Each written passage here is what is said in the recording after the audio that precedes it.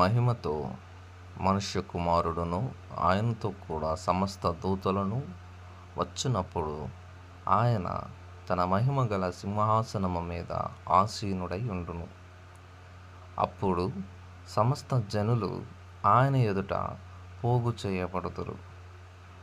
గొల్లవాడు మేకలలో నుండి గొర్రెలను వేరుపరచునట్లు ఆయన వారిని వేరుపరచి తన కుడివైపున గొర్రెలను ఎడమ వైపున మేకలను నిలువబెట్టును.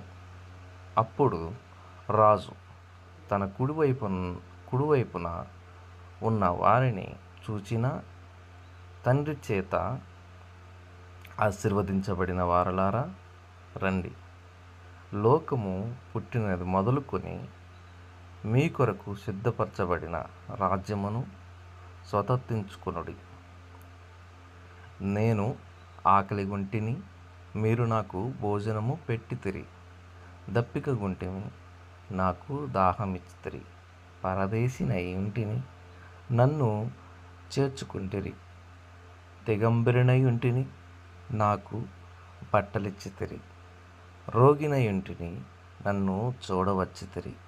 చెరసాలలో ఉంటిని, నా యొద్దకు వచ్చితిరని చెప్పును.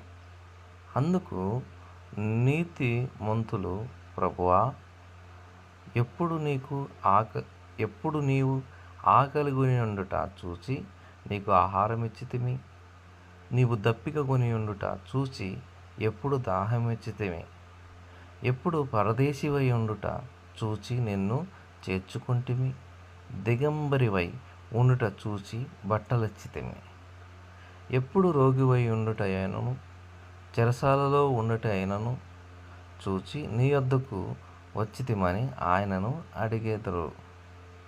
అందుకు రాజు, మిక్కిలి అల్పులైన ఈ నా సహోదరులలో ఒకనికి మీరు చేసితిరి గనుక నాకు చేసితిరని నిశ్చయముగా మీతో చెప్పుచున్నానని వారితో అనెను.